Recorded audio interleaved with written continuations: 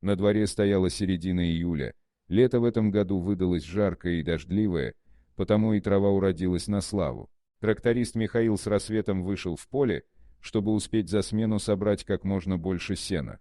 Ему предстояло собрать уже скошенную, высохшую траву в валки, чтобы потом спрессовать ее и убрать на долгое хранение в зиму. В этом году скотина точно голодать не будет, с удовлетворением подумал Мишка, глядя на уже проделанную работу. И правда, сена в этом году должно быть много. Лишь бы успеть вовремя убрать до дождей, чтобы ни запреда, ни погонило. А зимой коровы да лошади с удовольствием будут упоминать сено из лесных до полевых трав, чувствуя запах ушедшего лета. Несмотря на немодность и непрестижность, Михаил любил свою работу. Пускай он часто бывает перепачканным машинным маслом, а руки его от работы стали черствыми и шершавыми, зато он мог создавать что-то этими руками, а не просто перекладывать бумажки с места на место в каком-нибудь офисе, делать вид, что его работа крайне важна. Парень вновь улыбнулся сам себе, сидя за рулем трактора. Сегодня должен быть самый важный день в его жизни. Сегодня он наконец-то решится сделать предложение девушке, в которую давно и бесповоротно влюблен. «Надя», — с каким-то внутренним наслаждением произнес парень ее имя, и перед его глазами проплыло лицо девушки с очаровательной улыбкой. Надежда приехала в село по распределению 2 года назад по программе «Сельский доктор». Показав себя сразу же ответственным и отзывчивым специалистом, она заслужила у местных признания и уважения. И пускай по первости ей было тяжело самостоятельно разбираться во всех болячках и жалобах, обращающихся к ней, но девушка не отступала, постепенно набираясь опыта и уверенности в своих силах. Михаил вспомнил их первую встречу, и по лицу растеклась улыбка. Надя тогда только осваивалась в их селе и спросила у него, как пройти в сельмаг. А он, занятый починкой своего железного коня, что-то буркнул ей в ответ.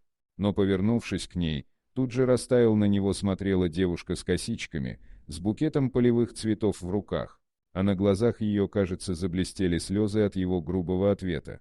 Михаил тогда сразу кинулся извиняться и утешать ее, а потом и вовсе отвез свою новую знакомую в магазин на тракторе.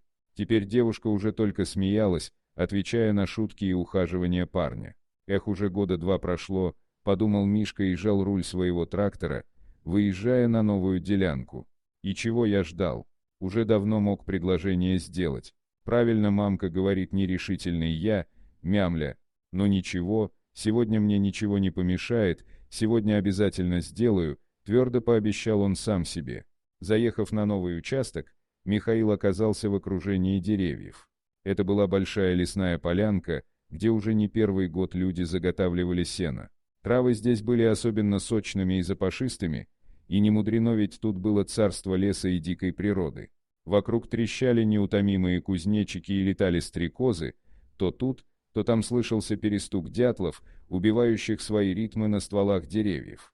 Даже увидеть рыжий бок лисицы или длинные уши зайца, торчащие из травы, тут было не в диковинку. Однако парень не замечал всей этой красы, привыкнув к ней с детства и считая все это чем-то обыденным и само собой разумеющимся.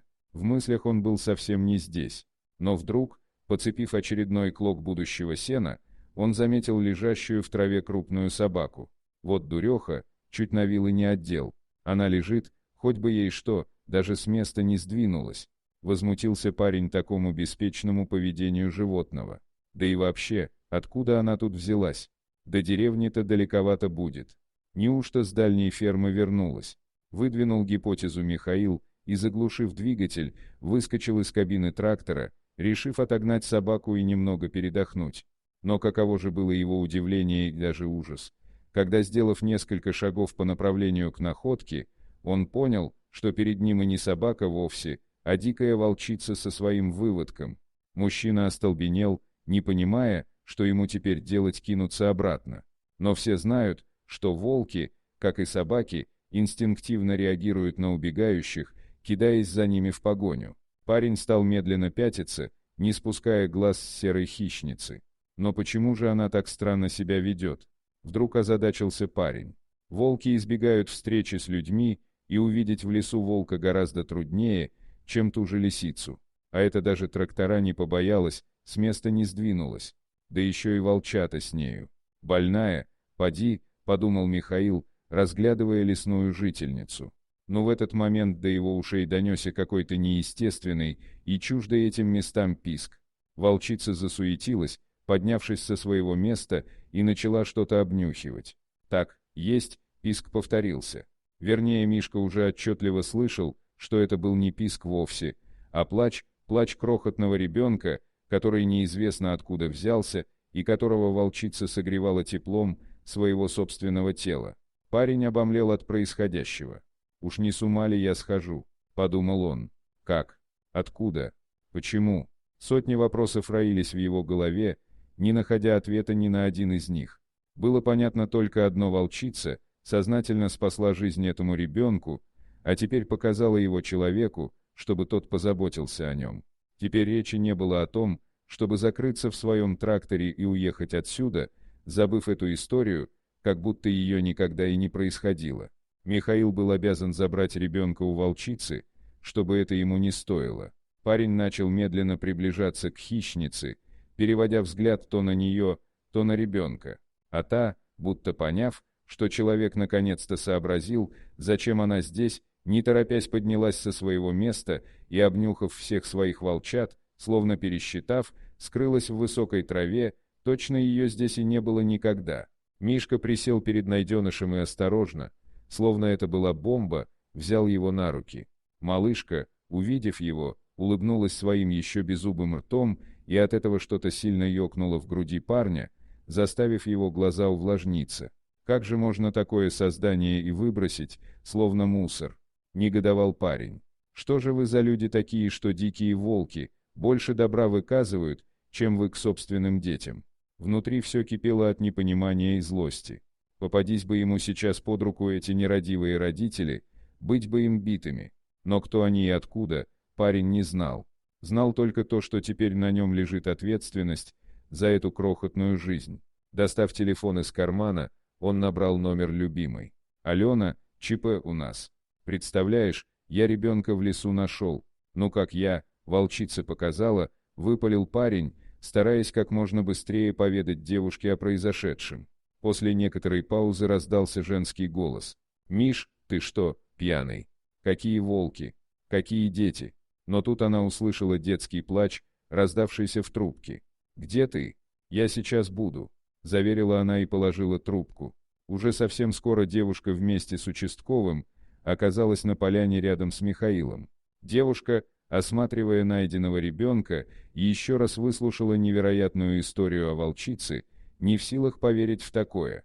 Участковый тоже, приподняв фуражку, растерянно почесал затылок, но следы, все еще оставшиеся на примятой траве, говорили в пользу версии Михаила. Да и не доверять его словам причин не было. Оформив все документы, участковый уехал, оставив малышку на попечение Нади. Михаил подсел к держащей на руках найденную девочку Наде. «Надь», — обратилась она к любимому, — «а давай ее себе заберем, если родители не найдутся. Я уже имя ей придумала, Даша». «Да», — взглянув на своего парня, сообщила Надя. «А давай». Вдруг согласился Мишка. «Только для этого нам кое-чего не хватает», — объявил он. «Да? И чего же?» — удивленно спросила девушка. Пошарив в кармане, Мишка вытащил небольшую коробочку. «А вот чего? Выходи за меня, Надь, тем более вон у нас уже и ребенок есть», — смущаясь и радостно сказал он. Девушка радостно улыбнулась и, погладив Мишку по щеке, нежно поцеловала. «Конечно, да. Я всегда мечтала о таком муже, как ты. Ура!» «Тихо, чтобы не разбудить Дашу», — ответил Михаил и заключил будущую жену в объятия.